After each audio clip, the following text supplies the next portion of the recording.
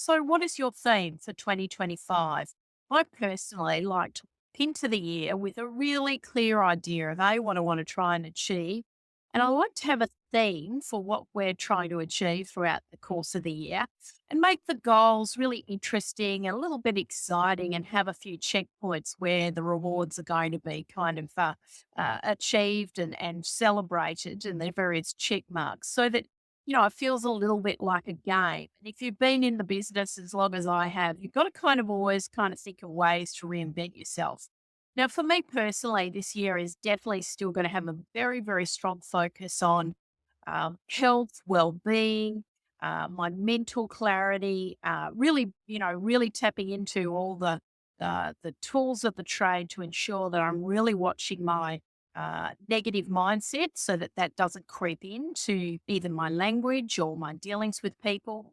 And just really making sure I'm taking complete control of how I'm operating in the year ahead. So I've made some really clear goals for myself, particularly around health and well-being. Last year I was, sort of on a journey. But this year is where I think, I can really start to step things up a little bit and really incorporate really good habits into my overall routine so that I'm making myself a priority. And, there's a bit of a saying that, the fitter you get, the wealthier you get, the more successful you get. So there's a lot to be said for really sort of taking, at the heart of your strategies, your own personal health and personal well-being because that then drives the energy that you need and the ability to be able to really service your clients. Now, I run a fairly substantial practice, and I've got to give some real thought to how I'm going to manage that practice in the year ahead, what sort of resources I need.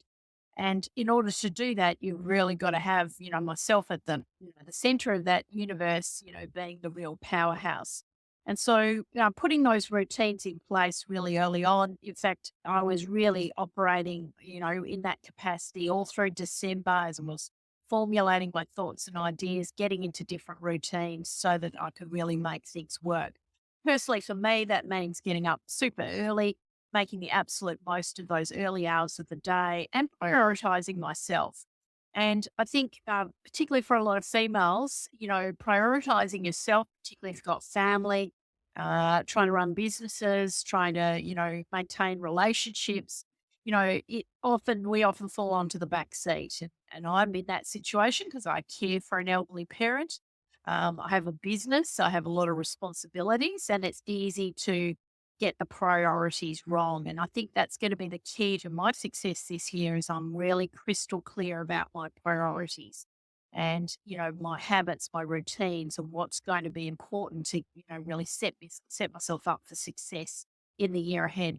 So think about what your theme is, put pen to paper.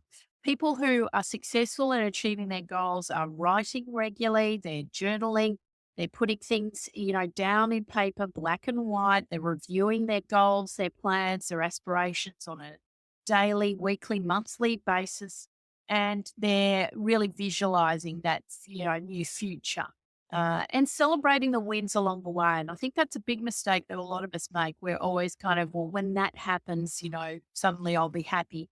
Happiness and success, comes every day and so just getting yourself into a rhythm, but also celebrating the wins when you do achieve, certain milestones. Make it fun, make it a game.